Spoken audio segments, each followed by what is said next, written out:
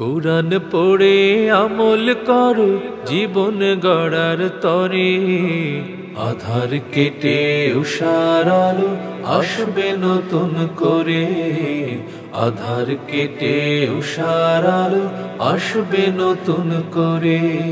যে প্রিয় উপস্থিতি, আসসালামু আলাইকুম রহমতুল্লাহ। বিসমিল্লাহির রহমানির রহিম। রব্বি ইশরাহ লি সাদরি ওয়া ইয়াসসির লি আমরি ওয়াহলুল উকতাতাম মিন লিসানি ইয়াফকাহু কাওলি। বিসমিল্লাহির রহমানির রহিম। কুল জা আল হক ওয়া যাহাকাল বাতিল ইন্নাল বাতিলা কানা যাহুকা।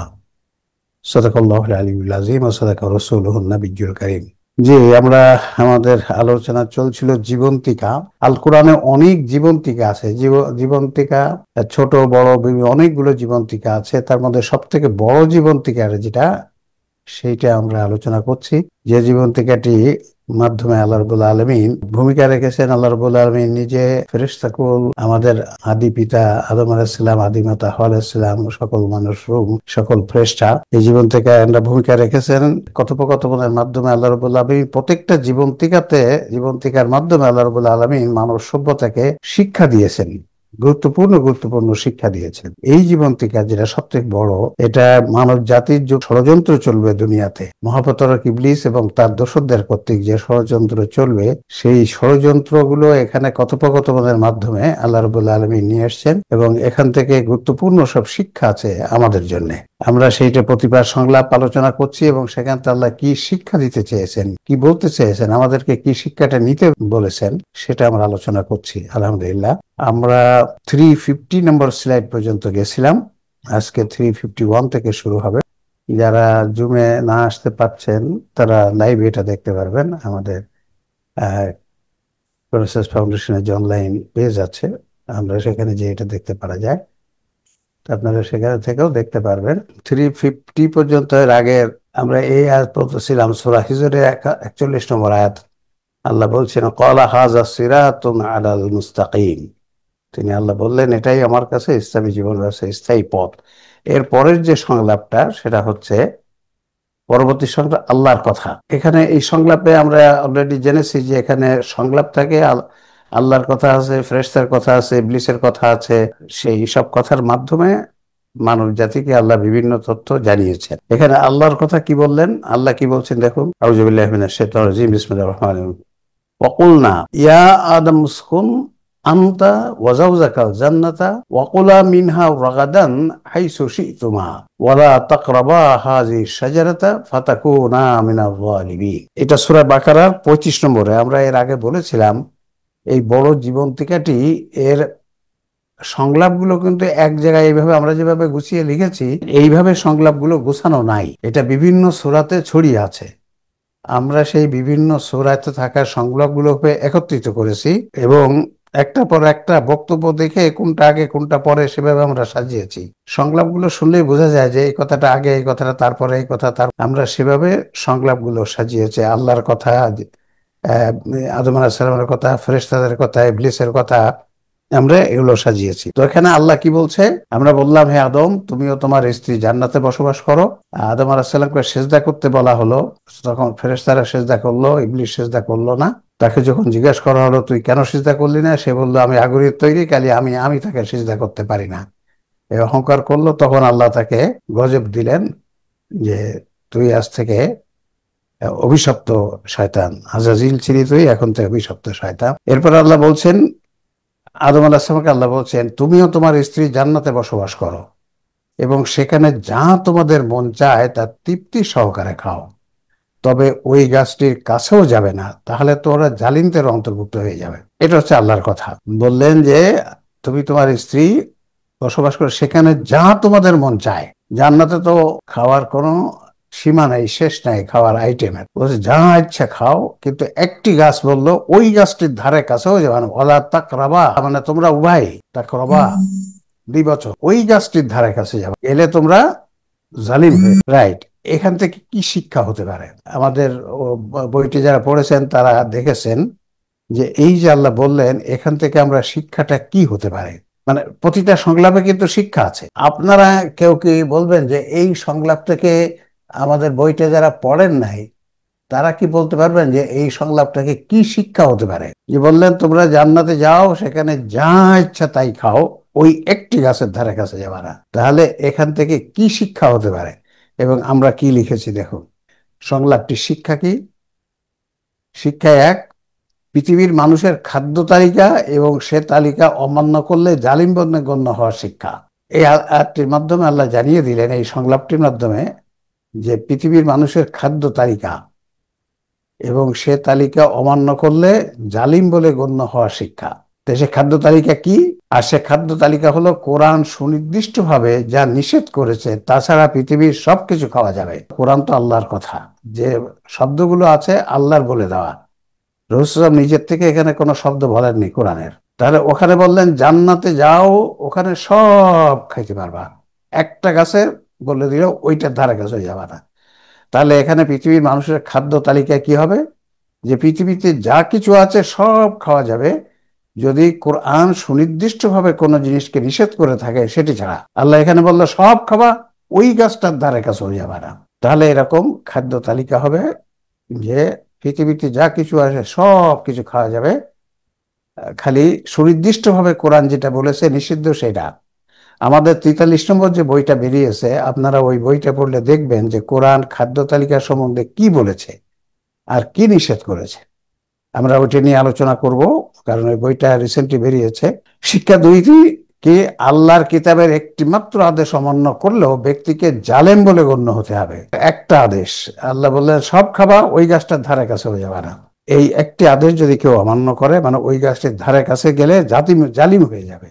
অর্থাৎ তাহলে এখান থেকে আমরা এটা বলতে পারি যে আল্লাহর আদেশ, একটি মাত্র আদেশও অমান্য করলে জালিম মানে কবিরা গুনাহগার বলে গণ্য হবে। আল্লাহর আদেশ এটা অমান্য করা মানে কবিরা গুনাহ। আল্লাহর নিষেধকে অমান্য করা, যেটা নিষেধ সেটা পালন করা, আর যেটা আদেশ সেটা পালন না করা, এটা কবিরা গুনাহ, আল্লাহর আদেশ। এরপরে পরবর্তী সংলাপ আল্লাহর কথা। আল্লাহ আবার কি বললেন দেখেন, আরো কি বললেন।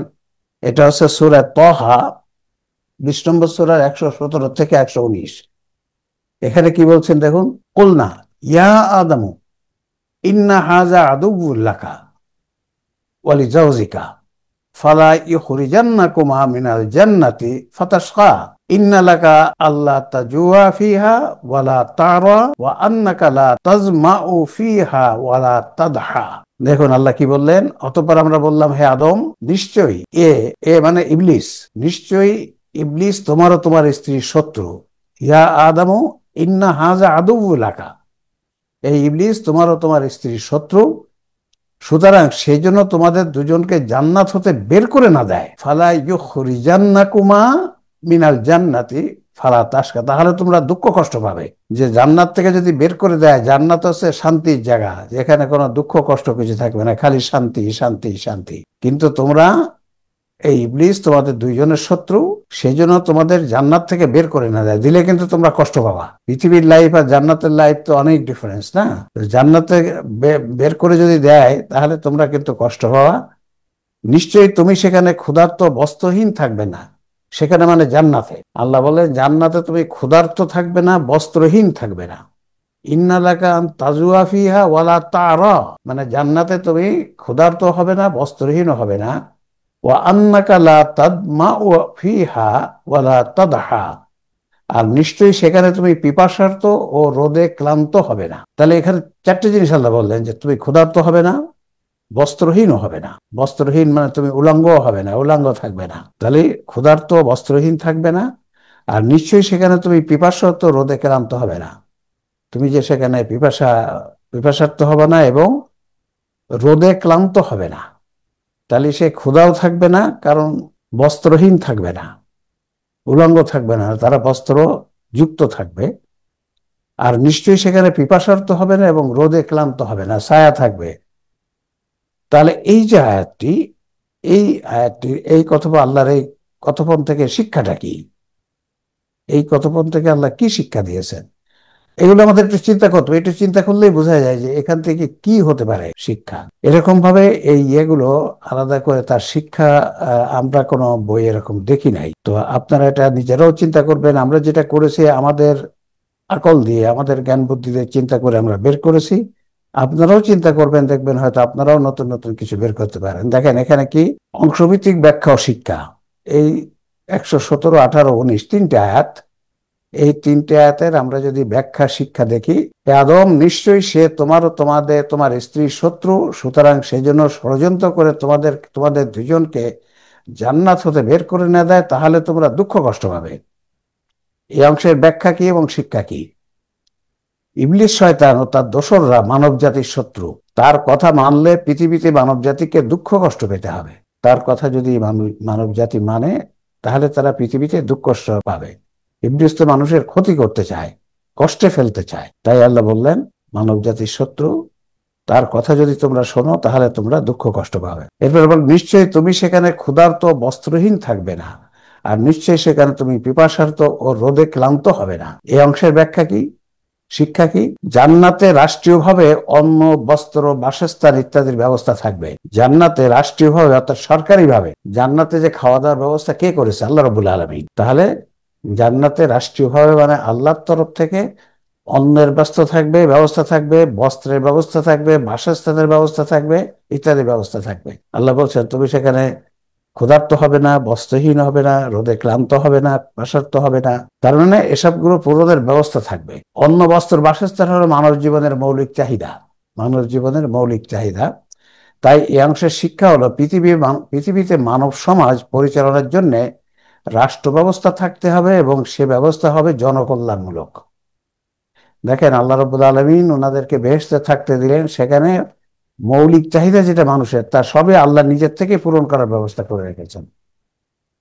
তাহলে এখান থেকে শিক্ষা হলো পৃথিবীতে মানব সমাজ পরিচয়ের জন্য রাষ্ট্র ব্যবস্থা থাকতে হবে এবং সে রাষ্ট্র ব্যবস্থা হবে জনকল্যাণমূলক। জনকল্যাণমূলক।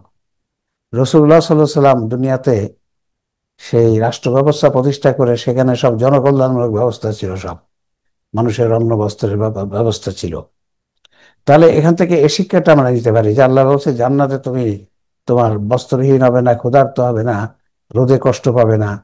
তাহলে মানে বাসস্থানের ব্যবস্থা থাকবে, যেখানে ছায়া থাকবে। তাহলে এখান থেকে আমরা এই শিক্ষা নিতে পারি যে পৃথিবীতে জনকল্যাণমূলক রাষ্ট্র ব্যবস্থা হবে মানুষের জন্য, করতে হবে, যাতে মানুষের কেউ না খেয়ে তো থাকবে না, বস্ত্রহীন থাকবে না, বাসস্থানহীন থাকবে না। এরকম ব্যবস্থা সব রাষ্ট্রের থেকে করে দিবে, রাষ্ট্র সেই ব্যবস্থা করবে। এই শিক্ষাটা কিন্তু আমরা এখান থেকে নিতে পারি। অর্থাৎ সে রাষ্ট্র ব্যবস্থায় অন্ন, বস্ত্র, বাসস্থানের জন্য কেউ কষ্টে থাকবে না, এমন রাষ্ট্র ব্যবস্থা হতে হবে।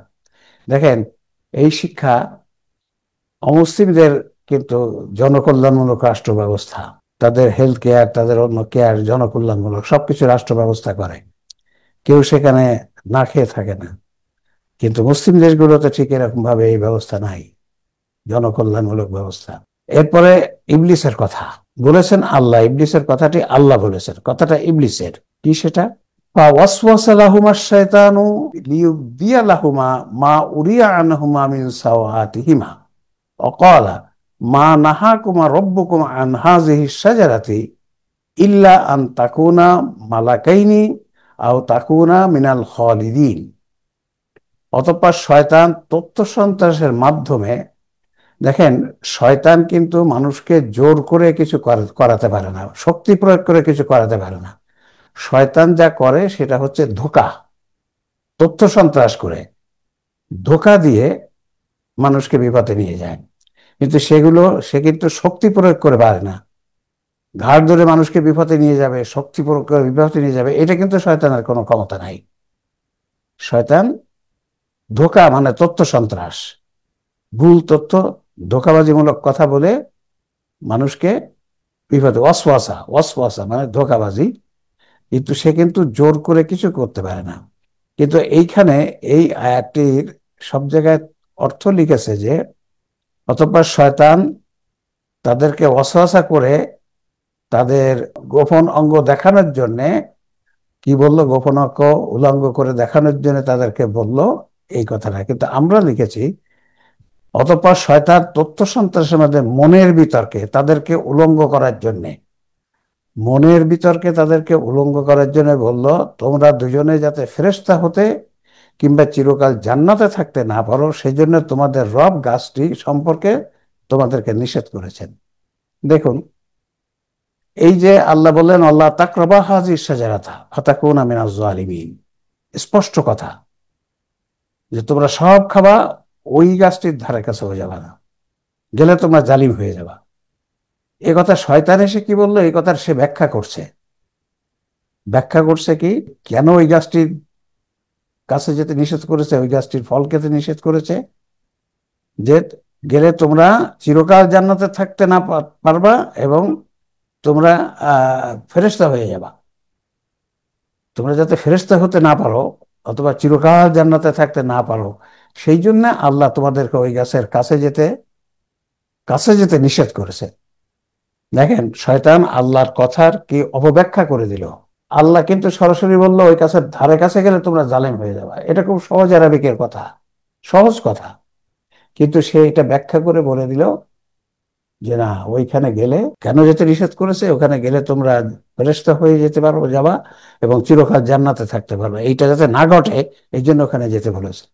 আর এইটা কিন্তু মনের বিতর্কে শয়তান ওয়াসওয়াসা দেয়। কি ওয়াসওয়াসা মানে? মনে ভুল ধারণা দেয়, তথ্য সন্ত্রাস খাওয়ায়, তাদেরকে উলঙ্গ করার জন্য। এটার ব্যাখ্যা আমরা পরে আসছে, কিন্তু সব ইয়েতে লেখা আছে যে তাদেরকে উলঙ্গ করা মানে তাদের গায়ের পোশাক খুলে ফেলার জন্যে, গায়ের পোশাক খুলে ফেলার জন্য বললো যে ওই। কিন্তু এই কথাটার ব্যাখ্যা কি হবে আমরা পরে আসছি। তাদের কি গায়ের পোশাক খুলে উলঙ্গ করা হয়েছিল নাকি, সেটা আমরা পরে আরো আছে এই কথাটি। এই সংলাপের মাধ্যমে মনের বিতর্কে, অর্থাৎ ধোকার মাধ্যমে, মনের বিতর্কে, শয়তানের সাথে কিন্তু আমাদের মনের বিতর্ক হয়। শয়তান একটা কথা বলে, মন আবার বলে না, কেমন হলো, কি হলো, এটা কি ঠিক, সেটা কি ঠিক। এই যে মনের বিতর্ক চলতে থাকে শয়তানের সাথে। তাহলে এ সংলাপের মধ্যে মনের বিতর্কে ধোকার মধ্যে আল্লাহর সরাসরি কথার বিপরীত কথা গ্রহণ করানো তথা মনের বিতর্কে উলঙ্গ করে দেওয়া ধরনের লজ্জাকর মাত্রায় হারিয়ে দেওয়ার জন্য শয়তানের কর্মপদ্ধতি জানিয়ে দেওয়া হয়েছে। দেখেন, উলঙ্গ করা, এই কথাটা মানে মনের বিতর্কে উলঙ্গ করা। বিতর্কে উলঙ্গ করা কখন হয়? মানে বিতর্কে যদি কাউকে কেউ খুব শোচনীয়ভাবে হারিয়ে দিতে পারে, সেখানে আমরা বলি ল্যাংটা করে দিছে, বিতর্কে তাকে ল্যাংটা করে দিছে। কথাটা এইরকম হবে মনের বিতর্কে। এখানে আমরা কি লিখেছি, সংবিধান মধ্যে মনের বিতর্কে ধোঁকার মাধ্যমে আল্লাহর সরাসরি কথার বিপরীত কথা গ্রহণ করানো তথা মনের বিতর্কে উলঙ্গ করে দেওয়া ধরনের লজ্জাকর মাত্রায় হারিয়ে দেওয়ার জন্য শয়তানের কর্মপদ্ধতি জানিয়ে দেওয়া হয়েছে। যে শয়তান কিভাবে মানব জাতিকে মনের বিতর্কে হারিয়ে দিবে লজ্জাকর ভাবে, মানে স্পষ্ট ভাবে। আল্লাহ বলেছেন এক কথা, সে কথার উল্টা কথা কিভাবে খাওয়াবে, সেইটা যে মনের বিতর্কে ধোঁকা দিয়ে সে আল্লাহর কথার বিপরীত কথা তাদেরকে খাওয়াবে। আল্লাহ বলল ওর ধারে কাছেও যেও না, সে কিন্তু ওই গাছের ফলটা খাওয়ার জন্য তাদেরকে কিভাবে দেখেন আকৃষ্ট করলো, কিভাবে তাদেরকে তার কথা খাওয়ানোর জন্য কি সব কথা বলল। তো এখানে সেটাই জানিয়ে দেওয়া হয়েছে যে কিভাবে শয়তান মনের বিতর্কে মানব জাতিকে লজ্জাকর ভাবে হারিয়ে দিবে, উলঙ্গ করে দিবে, বিতর্কে উলঙ্গ করে হারিয়ে দিবে। উলঙ্গ করার মাত্রা আমরা একটু পরে আরো যাচ্ছি। আরেকটাতে দেখা যায়, প্রথমে শয়তান আল্লাহর সরাসরি কথার বিপরীত ব্যাখ্যা প্রস্তুত করেছে। আল্লাহ বলছে ওয়ালা তাকরাবা হাযিহিশ শাজারাতা, সরাসরি কথা, তার বিপরীত কথা প্রস্তুত করেছে। তারপর ওই বিপরীত ব্যাখ্যা গ্রহণ করার জন্য কল্যাণের মড়ক লাগিয়ে সেটি আদম ও হাওয়া আলাইহিস সালামের কাছে উপস্থাপন করেছে। আল্লাহ বলছে ধারে কাছেও যাবে না, সে ঠিক করছে না, ওই গাছের ফল আল্লাহ খেতে বলেছে, খেতে নিষেধ করেছে কেন, সেটা একটা কথা বানালো এবং ওই বিপরীত ব্যাখ্যা গ্রহণ করার জন্য যে তোমরা যদি খাও তাহলে কি হবে, তোমাদের কি কল্যাণ হবে, তোমরা দুইজনই ফেরেশতা হয়ে যাবে এবং চিরকাল জান্নাতে থাকতে পারে। কল্যাণ, বড় কল্যাণের কথা বললো সে বানালো। আল্লাহ বললো খেও না, ওর ধারে কাছেও যাও না। আর সে বললো না, ধারে কাছে গেলে বা ওই খেলে খাবার খাও তোমরা, এটা এটা তোমরা খেয়ে দেখো, খেলে কি হবে, তোমরা দুইজনই ফেরেশতা হয়ে যাবে। তাহলে মনের বিতর্কে কোরআনিক বিপরীত কথা গ্রহণ করার জন্য সে বিপরীত কথা তৈরি করে আল্লাহর কথার বিপরীত কথা বানিয়ে সেটাকে খাওয়ানোর জন্য কল্যাণের মোড়ক লাগিয়ে খাওয়ায়। হ্যাঁ, যে তোমরা ফেরেশতা হয়ে যাবা, চিরকাল বেহেশতে থাকতে পারবা। আলোচ্য সংলাপের শিক্ষা কি? শিক্ষা এক, শয়তান ও তার দোসরদের মূল কর্মপদ্ধতি শিক্ষা। শয়তান এবং তার দোসররা মানব জাতির জন্য কি করবে সেটার শিক্ষা কি? দুনিয়ায় শয়তান ও তার দোসররা আল্লাহর প্রেরিত কিতাবে উপস্থিত থাকা আল্লাহর বক্তব্যের বিপরীত কথা মানুষকে গ্রহণ করার জন্য দুটি স্তরে কাজ করবে। দুনিয়ায় শয়তান ও তার দোসররা আল্লাহর প্রেরিত কিতাবে উপস্থিত থাকা আল্লাহর বক্তব্যের বিপরীত কথা মানুষকে গ্রহণ করার জন্য দুটি স্তরে কাজ করবে। এখানে দেখেন জান্নাতে কি করলো, আল্লাহ বললো ধারে কাছেও যাবে না। সে বলল না, ওই গাছের ফল খাও, উল্টা কথা বানালো এবং সেটা খেলে কি কল্যাণ হবে সেটা বলে দিল। দুনিয়াতেও তাই শয়তান আল্লাহর প্রেরিত কিতাবে উপস্থিত থাকা আল্লাহর বক্তব্যের বিপরীত কথা মানুষকে গ্রহণ করার জন্য দুটি স্তরে কাজ করে। কি? প্রথম স্তর, আল্লাহর প্রেরিত কিতাবে উপস্থিত আল্লাহর সরাসরি বক্তব্যের বিপরীত অনুবাদ বা ব্যাখ্যা ব্যাখ্যা করবে, অর্থাৎ তথ্য সন্ত্রাস করবে। আল্লাহর কিতাবে যেসব কথা লেখা আছে তার বিপরীত বা ভুল অনুবাদ বা ব্যাখ্যা করবে। আরবি কথাটা তো আর উঠাতে পারবে না, আরবি কথাটা থাকবে, কিন্তু তার অনুবাদ এমন করবে, ব্যাখ্যা এমন করবে যেটা আল্লাহ সেখানে সেটা বলেন নাই।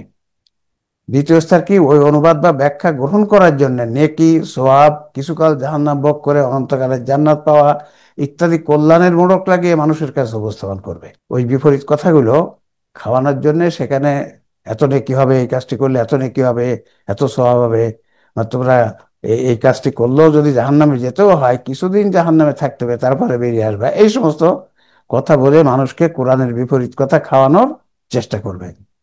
তথ্য সন্ত্রাসের কারণে মানব সত্তার সবচেয়ে ক্ষতি হওয়ার বিষয়টি কোরআন জানিয়ে দিয়েছে এভাবে, আল ফিতনা তো আসাধ্য মিনাল কাতল। আর ফিতনা মানে অপপ্রচার, তথ্য সন্ত্রাস বা অন্যায় আচরণ হত্যা চেয়ে অনেক বেশি ক্ষতিকর। তথ্য সন্ত্রাস, আদম আলাইহিস সালামকে ইবলিস যে তথ্য সন্ত্রাস করে বিভিন্ন আল্লাহর কথার বিপরীত কথা খাওয়াবে, এটা সবচেয়ে বেশি ক্ষতি। আল্লাহর কথার বিপরীত কথা জানা ও মানায় সবচেয়ে বেশি ক্ষতি। আল ফিতনা তো আকবর মিন কতল, আর ফিতনা হত্যার চেয়ে অনেক বড় ক্ষতিকর বিষয়। তাহলে এই যে তথ্য সন্ত্রাস করে মানব জাতির সব থেকে বেশি ক্ষতি সে করেছে এবং করবে। শিক্ষা তৈরি বাস্তব ঘটনা ও সত্য উদাহরণের মাধ্যমে তাত্ত্বিক বিষয়গুলো শেখানো, বোঝানো বা ব্যাখ্যা করার নীতি শিক্ষা। কোরআনের যে তাত্ত্বিক বিষয়গুলো, এগুলো ব্যাখ্যা করতে হবে কিভাবে? সত্য উদাহরণের মাধ্যমে বা বাস্তব ঘটনার মাধ্যমে। উদাহরণ এবং ঘটনার মাধ্যমে, গ্রামের মাধ্যমে না। আল্লাহ দেখেন এখানে যে সমস্ত কথা বলেছে সেখানে কিন্তু উদাহরণ দিয়ে ব্যাখ্যা করেছে, কোনো আরবি গ্রামার দিয়ে ব্যাখ্যা করেনি। কেমন? ধরেন, ইতিমধ্যে উপস্থিত সংলাপের মাধ্যমে ইবলিস আল্লাহর দ্বারা স্থায়ী পথে পর্যবেক্ষণ ও সর্বক্ষণ ওত পেতে থাকবে, চতুর্মুখী ষড়যন্ত্র করবে, কল্যাণের কথা বলে ধোঁকা দেবে ইত্যাদি কথাগুলো তাত্ত্বিকভাবে বলা হয়েছে। শয়তান স্থায়ী পথে সর্বক্ষণ ওত পেতে থাকবে, আগে আমরা গতবারে দেখেছি ইবলিস এটা বলেছে। চতুর্মুখী ষড়যন্ত্র করবে, সামনে পিছনে ডান বাম চতুর্দিক থেকে আসবে, আর কল্যাণের কথা বলে ধোঁকা দিবে। জীবন্তিকাটির আলোচ্য পরের বিষয়টির মাধ্যমে ওই তাত্ত্বিক কথাগুলো বাস্তব ঘটনা তথা সত্য উদাহরণের মাধ্যমে শেখানো হয়েছে। ইবলিস কিভাবে ধোঁকা দিয়ে কোরআনের বিপরীত কথাটা গ্রহণ করাবে সেটা উদাহরণ দিয়ে আল্লাহ দেখাই দিল। আল্লাহ বললো ওই গাছের ধারে কাছেও যাবে না, সে সেই গাছের ফল খাওয়াই দিল। কিভাবে খাওয়ালো, কি করে খাওয়ালো সেটা দেখেন। সেখানে প্রথমে সে আল্লাহর কথার বিপরীত কথা খাওয়ানোর জন্য কল্যাণের কথা বলল, এটা করো, খাও, তাহলে এই হবে, চিরকাল বেহেশতে থাকতে পারবা। এ থেকে শিক্ষা হলো কোরআন বোঝানো বা ব্যাখ্যা করার প্রধান মাধ্যম হলো সত্য উদাহরণ, আরবি ব্যাকরণ নয়। আল্লাহ কিন্তু ওই কথাগুলো চতুর্মুখী ষড়যন্ত্র করবে এই সমস্ত কথাগুলো দেখেন কিভাবে বুঝাই দিল, যে উদাহরণ দিয়ে। ওই গাছের ফল খেতে নিষেধ করলো, কাছে যেতে নিষেধ করলো, ইবলিস সেটা খাওয়ালো। কিভাবে খাওয়ালো, কি বললো, সেটা এই যে আয়াতগুলো এবং পরের আয়াতও আসছে। এরপরে দেখুন, পরবর্তী সংলাপ হচ্ছে ইবলিসের কথা, আল্লাহর বলা, ওয়া কাসমাহুমা ইন্নী লাকুমা লামিনান নাসিহিন। আর সে তাদের দুজনের কাছে আল্লাহর নামে কসম করে বলল, অবশ্যই আমি তোমাদের কল্যাণকামীদের একজন। এই যে কথাটা পরে আসলো, যে আর সে তাদের দুজনের কাছে আল্লাহর নামে কসম করে বলল, অবশ্যই আমি তোমাদের কল্যাণকামীদের একজন, অর্থাৎ তোমাদের কল্যাণ চাই, কসম করে বলছে, আল্লাহর কসম, আল্লাহর কসম, আমি তোমাদের কল্যাণকামীদের একজন।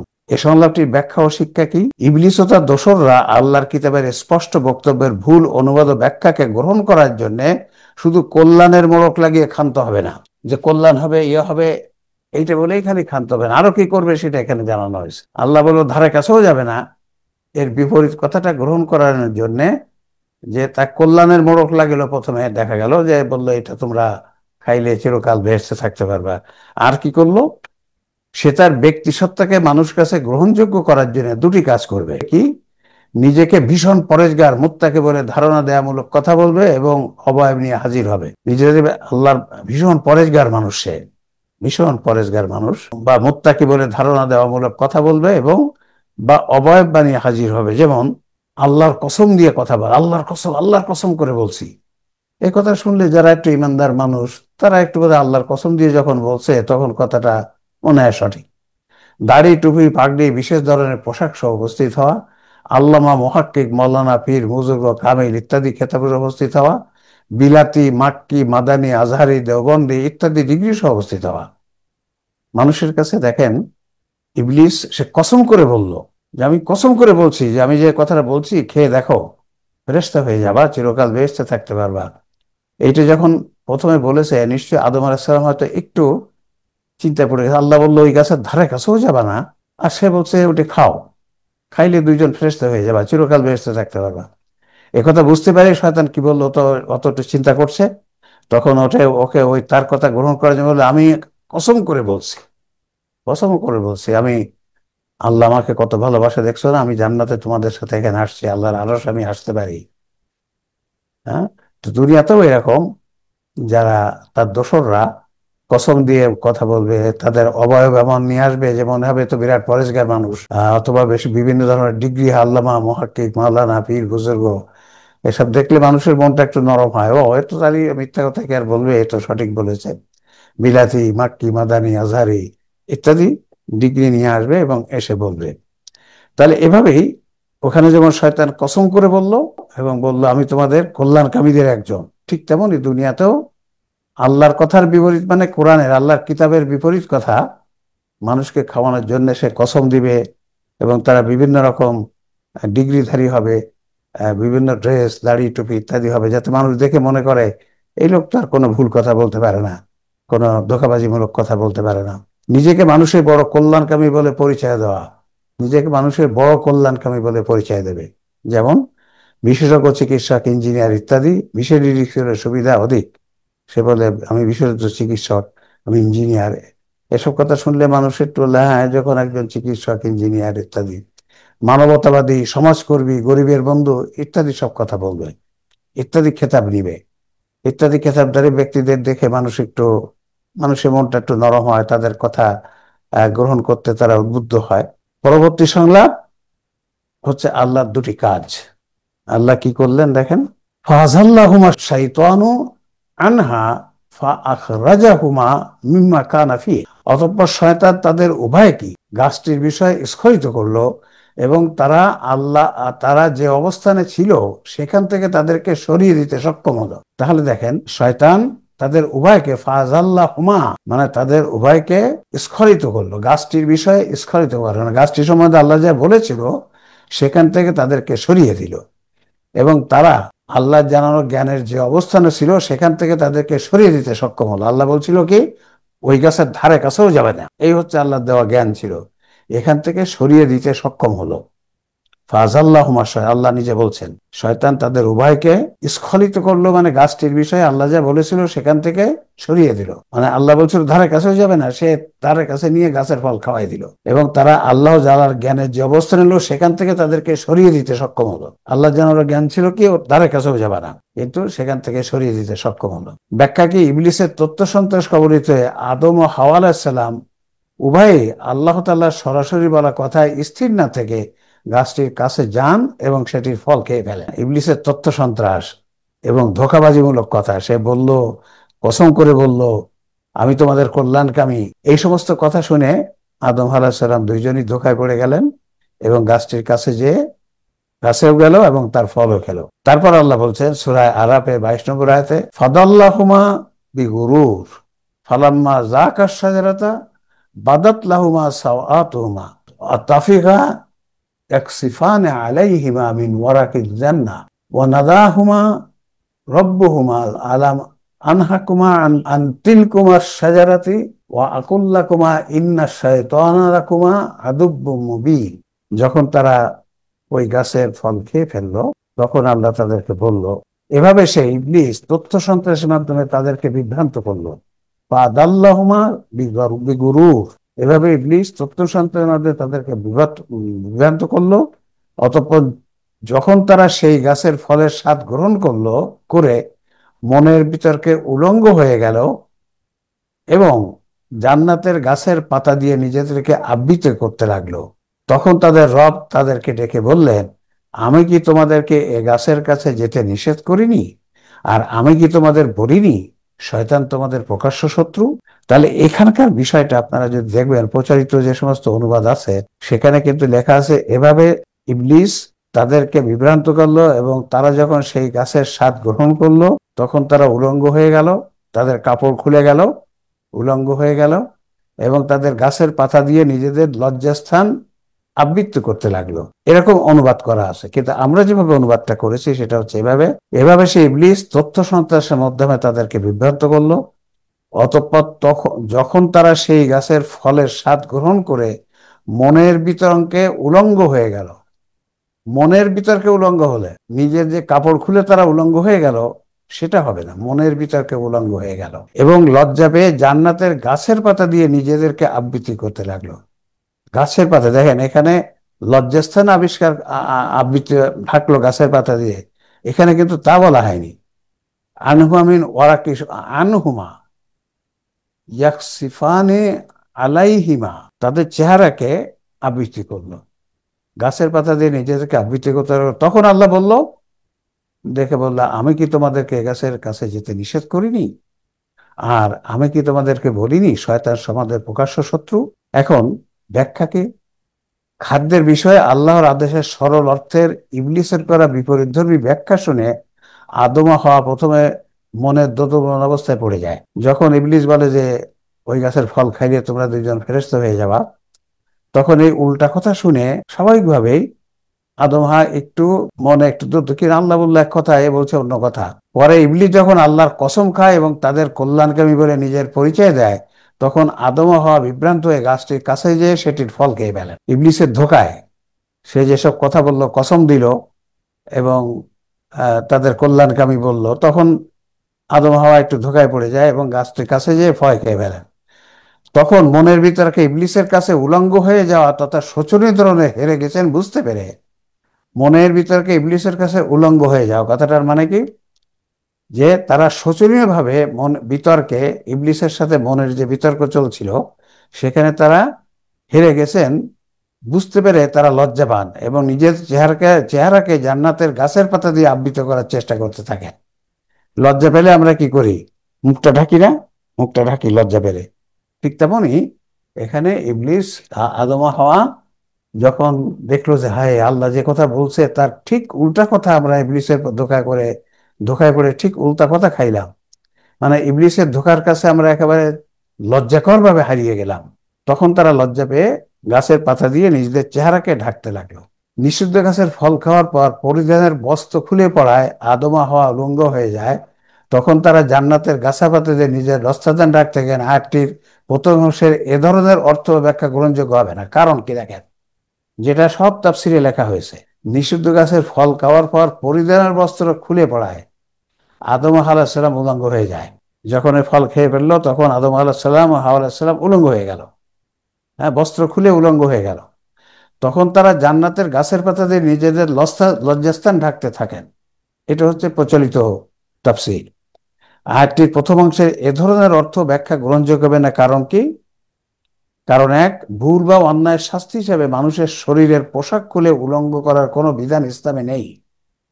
যদি আমরা ধরি যে হ্যাঁ খুলে গেল, তাহলে কি জন্য খুলে গেল? আল্লাহ যে নিষেধ করেছে গাছটির ফল খেতে কাছে যেতে, সেটা তারা সেই গাছের কাছে যে ফল খেয়েছে এর জন্য তার শাস্তি স্বরূপ তারা উলঙ্গ হয়ে গেল। কিন্তু ইসলামে এরকম কোনো বিধান নাই যে কোনো নিষিদ্ধ কাজ করলে আল্লাহর কথা না মানলে উলঙ্গ হয়ে যাবে, উলঙ্গ করা হবে, উলঙ্গ করে শাস্তি দেওয়া হবে, এরকম কোনো বিধান ইসলামে নাই। এবং শয়তানেরও কোনো ক্ষমতা নেই মানুষকে জোর করে কোনো কাজ করা, উলঙ্গ করে দেওয়া, শক্তি প্রয়োগ করে, এটা শয়তানের ক্ষমতা নেই। এবং ইসলামের কোনো বিধান নাই যে কোনো নিষিদ্ধ কাজ করলে উলঙ্গ করে দিতে হবে। কারণ দুই, ইবলিসকে মানুষের শরীরের পোশাক করে উলঙ্গ করা বা শক্তি প্রয়োগ করে বিপদে নেওয়ার ক্ষমতা দেওয়া হয়নি। তাকে শুধু মনের বিতর্কে তথ্য সন্ত্রাসের মাধ্যমে মানুষকে বিপদে নেওয়ার চেষ্টা করার ক্ষমতা দেওয়া হয়েছে। ইবলিসকে খালি মনের বিতর্কে তথ্য সন্ত্রাসের মাধ্যমে মানুষকে বিপদে নেওয়ার ক্ষমতা দেওয়া হয়েছে। কিন্তু তাদেরকে উলঙ্গ করা বা শক্তি প্রয়োগ করে বিপদে নেওয়ার ক্ষমতা দেওয়া হয়নি। ইবলিসের এই ক্ষমতা আল্লাহ দেন নাই। কারণ দেখেন পূর্বের একটি সংলাপে সূরা তহা যে 118-19, এখানে আল্লাহ জানিয়ে দেওয়া হয়েছে আদম ও হাওয়া জান্নাতে উলঙ্গ থাকবে না বা হবে না। আল্লাহ কিন্তু বলে দিয়েছেন তোমরা সেখানে উলঙ্গ থাকবে না। তাহলে এখানে যদি আমরা উলঙ্গ হয়ে গেছে বলি, তাহলে ওই আয়াতের তো বিপরীত হয়ে গেল, ব্যাখ্যাটা উলঙ্গ হয়ে গেল, তা ঠিক হবে না বলা। কারণ 4 কি দেখেন, বিতর্কে কাউকে শোচনীয় বা লজ্জাকর ধরনের হারিয়ে দেওয়া বিষয়টি বোঝানোর জন্য সারা বিশ্বে চালু থাকা একটি প্রবাদ হলো উলঙ্গ করে দেওয়া। কেউ যদি বিতর্কে খুব শোচনীয়ভাবে হেরে যায়, তাকে বলা হয় আরে ওরে ওরে ল্যাংটা করে দিয়েছে, ওরা একেবারে ল্যাংটা করে দিয়েছে। এটা সারা বিশ্বে কিন্তু এই এই প্রবাদটা চালু আছে। শোচনীয়ভাবে বিতর্কে হেরে যাওয়াকে বলে উলঙ্গ করে দেওয়া, বিতর্কে উলঙ্গ করে দেওয়া হয়েছে। তাই আল্লাহ সেরকম একটা প্রবাদ বাক্যর মাধ্যমে এখানে নিয়ে আসছেন। অ্যাকচুয়ালি যে কাপড় খুলে উলঙ্গ হয়ে গেল সেটা নয়। আলোচ্য বিষয়ে বাইবেলের তথ্য কি? প্রচলিত বাইবেলের তথ্য হলো হাওয়া আলাইসাল্লাম প্রথমে নিষিদ্ধ গাছের ফল খেয়েছিলেন, অতঃপর তিনি আদম আলাইসাল্লামকে তা খেতে উৎসাহিত করেছিলেন। এটা হচ্ছে বাইবেলের কথা। এ তথ্য সঠিক নয়। কোরআন অনুযায়ী তারা দুজনে একসাথে নিষিদ্ধ গাছের ফল খেয়েছিলেন। লাহুমা হুমা হুমা কথাটি বলা হয়েছে। এ সংলাপ ও কাজটি থেকে শিক্ষা কি? শিক্ষা এক, ইবলিসের তথ্য সন্ত্রাস এতটা শক্তিশালী ও ব্যাপক হবে যে অনেক ক্ষেত্রে সে আল্লাহর কিতাবের বক্তব্যের সরাসরি বিপরীত কথা মানব জাতিকে গ্রহণ করাতে সক্ষম হবে। আল্লাহ বলতে ধারে কাছেও যাবে না, সে খাওয়াই দিল। তাহলে তথ্য সন্ত্রাস ইবলিসের এত শক্তিশালী হবে বা ব্যাপক হবে যে আল্লাহর কিতাবের বিপরীত কথা মানুষকে গ্রহণ করাতে সক্ষম হবে। শিক্ষা 2, লজ্জা জাগ্রত হওয়ার সাথে সাথে আদম ও হাওয়া আলাইহিস সালাম জান্নাতের গাছের পাতা দিয়ে তাদের চেহারাকে ঢাকতে থাকেন। লজ্জা পেলে চেহারা ঢাকতে হয়, এই বিষয়টি তাদের কেউকে বলেনি বা শেখায়নি। তাহলে আদম ও হাওয়া আলাইহিস সালাম কোথা থেকে এই শিক্ষাটি পেলেন, সেটি এক বিরাট প্রশ্ন। প্রশ্নটির উত্তর কি? এটি তারা পেয়েছিলেন নিজেদের আকল থেকে, যা ব্যবহার করার অঙ্গীকার আদম ও হাওয়া সহ সকল মানব নিকট থেকে পূর্বে আল্লাহ নিয়েছেন। সূরা আরাফের যে 173 নম্বর আয়াতে সেখানে আল্লাহ বলছিল আমি এমন একটা শক্তি তোমাদেরকে সকলের কাছেই দিব যাতে অন্য অনুসরণ না করতে হয়। সে আকলের মাধ্যমে হয়তো তারা ওই লজ্জা পেয়ে মুখটা ঢাকছিলেন। এটি উৎস জ্ঞানের উৎসটি আকল ব্যবহার করার প্রথম উদাহরণ। শিক্ষা 3 কি? লজ্জা মানুষের স্বভাবজাত বিষয়, কল্যাণকার বলেই এটি মানুষকে দেওয়া হয়েছে।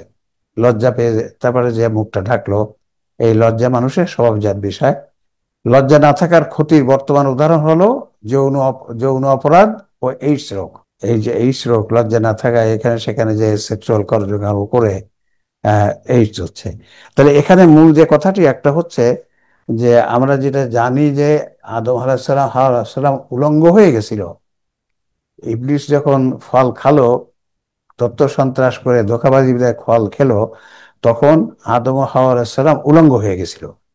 তাদের কাপড় খুলে গিয়েছিল, কাপড় খুলে উলঙ্গ হয়ে গিয়েছিল, এবং তারা তখন গাছের পাতা দিয়ে নিজেদের লজ্জাস্থান ঢাকছিল। এই কথাটা এইভাবে সঠিক হবে না। কারণ উলঙ্গ হয়ে গেলে তাহলে আল্লাহ কোরআনের যে আয়াতে বলছে তহায় যে তোমরা সেখানে উলঙ্গ হবে না, উলঙ্গ থাকবে না বা উলঙ্গ হবে না, এ কথার বিপরীত হয়ে যায়। আর ইসলামে কোনো অন্যায়ের শাস্তি, কোনো গুনাহের শাস্তি উলঙ্গ হওয়া নাই। উলঙ্গ করে দেওয়া বা উলঙ্গ হয়ে যাওয়া কোনো গুনাহের শাস্তি হিসাবে নাই। বরং এখানে আল্লাহ ওই কথাটাই বলেছে, ব্যাখ্যাটা ওইটাই হবে, তারা ইবলিসের ধোঁকাবাজির কাছে লজ্জাকর ভাবে হেরে গেছে। ইবলিসের ধোঁকামূলক কথা শুনে যে তোমরা ফেরেশতা হয়ে যাবা, চিরকাল জান্নাতে থাকবা, তাহলে এটা সেরকমই করতে হবে। এর ওই ব্যাখ্যাটা হবে না, উলঙ্গ হয়ে গেছিল। তাহলে এখান থেকে যে শিক্ষা আমরা টোটাল পেলাম যে ইবলিস তার ধোঁকাবাজির মাধ্যমে মানব জাতিকে আল্লাহর কিতাবের সরাসরি শিক্ষা থেকে দূরে সরিয়ে নেবে, সরাসরি কথা থেকে বিভিন্ন ভুল অর্থ, ভুল ব্যাখ্যা করে দূরে সরিয়ে নেবে। আমরা সেটা আজ দেখতে পাচ্ছি। আমরা যে 43টি বিষয়ে আমাদের গবেষণা পাবলিশ হয়েছে, সেখানে প্রত্যেক জায়গায় কোরআন স্পষ্ট কথাকে উল্টা করে শিখছি, আমরা উল্টা করে শিখেছি। ওই ইবলিস এমন ভাবে আমাদের ধোঁকা দিয়েছে যে আমরা বুঝতেই পারি নাই যে এটা যে ইবলিসের ধোঁকামূলক কথা, বুঝতেই পারি নাই। ইনশাল্লাহ আমরা এতদিন যে আলোচনা করেছি বিভিন্ন সাবজেক্ট, এখানে আপনারা দেখেছেন সরাসরি কথা, আল্লাহর যে কথা কোরআনে লেখা আছে তার উল্টা কথা আমরা খেয়েছি। তো আল্লাহ আমাদের তৌফিক দান করুন যেন আমরা এই ধোঁকাবাজির থেকে বাঁচতে পারি। আপনাদের যদি এই স্তরে কোনো কিছু বলার থাকে বা কোনো প্রশ্ন থাকে, সেটুকু শুনে আমরা আজকে এখানে শেষ করব। আজকের যে প্রথম স্লাইডটা ছিল যেখানে আল্লাহর কথা, এখানে আল্লাহর একটি আদেশ অমান্য করলে জালিম হয়ে যায়। জি, জালিম হয়ে গেলে স্যার কি তার ঈমান থাকে স্যার? কেউ যদি আল্লাহর আদেশ অমান্য করে, কোরআনের একটা আদেশ অমান্য করলো, এখন তো সব কোরআনে আছে, তখন না আদমকে হয়তো আল্লাহ সরাসরি বলছে, এখন সব কোরআনে আছে। এখন কোরআনের একটা আদেশ কেউ যদি কোনো অমান্য করে, তাহলে কি তার ঈমান থাকবে? দেখেন, কবিরা গুনাহ করলে ঈমান চলে যায় এমন না। খুশি মানে আল্লাহর আদেশ অমান্য করে, তাহলে সেটাতে কুফরির গুনাহ হয়। আর যদি প্রায় না থাকার মতো ওজরের কারণে আল্লাহর আদেশ অমান্য করে, তাহলে সেটা সাধারণ কবিরা গুনাহ হয়। তো এইভাবে আমরা যদি এখন গুনার সংজ্ঞা তো আমরা বুঝে নিয়েছি, গুনার সংজ্ঞা গুনার মাত্রা নির্ভর করবে ওজর, অনুশোচনা, উদ্ধার পাওয়ার চেষ্টার মাত্রার উপর।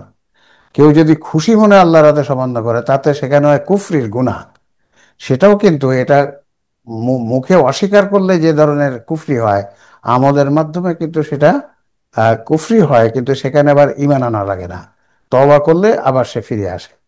আর যদি কেউ মুখে একবার অস্বীকার করে আমি আল্লাহকে মানি না, এরকম কথা বললে সেটা একেবারে কাফের হয়ে যায় সে, তখন তাকে নতুন ভাবে ঈমান আনতে হবে। তাহলে এখানে জালিম হয়ে গেলে যদি খুশি মনে অমান্য করে, তাহলে সে তাকে জালিম হয়, কিন্তু সে কাফের হয়ে যায় না। আদম আলাইসাল্লাম, হাওয়া আলাইসাল্লাম যেমন খেয়েছেন ফলটা, কিন্তু সে তো একেবারে যে খুশি মনে না। দেখেন, প্রথমে তারা খেতে চায়নি হয়তো, মনে মনে ইবলিস ধোঁকা দিয়ে তাদেরকে খাওয়ালো, মনের কষ্টে খাওয়ালো। এবং পরের আয়াতে আসবে যে ওনার যে মনের কষ্ট ছিল, সেটা পরে ইনশাআল্লাহ আগামী দিন আমরা দেখবো। ওনারা মনে কষ্ট নিয়ে ওটা খেয়েছে। আসসালামু আলাইকুম স্যার। ওয়ালাইকুম আসসালাম। জি বলুন ডক্টর মুকুল, বলেন। স্যার, এই শয়তানকে বল প্রয়োগের ক্ষমতা দেয়া হয়নি, জি, এই তথ্যটা তো কোরআনের সূরা বনী ইসরাঈলের 65 নম্বর আয়াতে আছে। হুম। আরেকটা বিষয় হলো স্যার, যে সকল তাফসিরে এটার ব্যাখ্যা হলো যে লজ্জাস্থান উলঙ্গ হয়ে যাবে, পাতা দিয়ে সেটা ঢাকা হবে, লজ্জাস্থান ঢাকলো, হ্যাঁ এটাই আছে সকল। লজ্জাস্থান ঢাকা হবে। কিন্তু এই যে ব্যাখ্যাগুলো স্যার আপনার মাধ্যমে যেটা পেলাম, এবং সূরা তোহার যে অন্য আয়াতের আলোকে জি, আমাদের খুব আশ্চর্য লাগছে যে কোন তাফসীর গ্রন্থকারকরা, কোন মুফাসসিরে বিষয়টা ধরতে পারলো না, এটা আকল খাটাইলো না। আসলে মুকুল সাহেব একটু একটু চিন্তা করে দেখুন যে আল্লাহ এখানে বলছে, ওই যে সূরা তোহায় বলছে তোমরা সেখানে উলঙ্গ হবে না, তাহলে এখানে হ্যাঁ, উলঙ্গ স্পষ্ট আয়াত, স্পষ্ট আয়াত। স্পষ্ট আয়াত। এবং ইবলিসের তো এই কোনো ক্ষমতা নাই, কোনো গুনাহের শাস্তি উলঙ্গ হওয়া নাই। তো যাই হোক, এগুলো আমাদের যে ওই ইবলিস তথ্য সন্ত্রাস করে আমাদের এইসবগুলো খাইয়েছে আর কি। তাহলে ঠিক আছে, প্রিয় উপস্থিতি, আমরা আজকে এখানেই শেষ করব। আল্লাহ রাব্বুল আলামিন আমাদেরকে মহাগ্রন্থ আল কোরআন সঠিকভাবে বোঝার, হাদিস গ্রন্থ সমূহ সঠিকভাবে বোঝার, সেখান থেকে শিক্ষা নেওয়া এবং সেইভাবে চলার, এবং জাতির মধ্যে যে বিভ্রান্তিগুলো আছে সেগুলোকে দূর করার চেষ্টা করার তৌফিক দান করুন। আমিন সুম্মা আমিন। আপনাদের সবাইকে অন্তর থেকে দোয়া করে এবং আপনাদের সবার কাছে দোয়া চেয়ে শেষ করছি। ওয়াখির দাওয়ানা আলহামদুলিল্লাহি রাব্বিল আলামিন। আসসালামু আলাইকুম ওয়া রাহমাতুল্লাহ।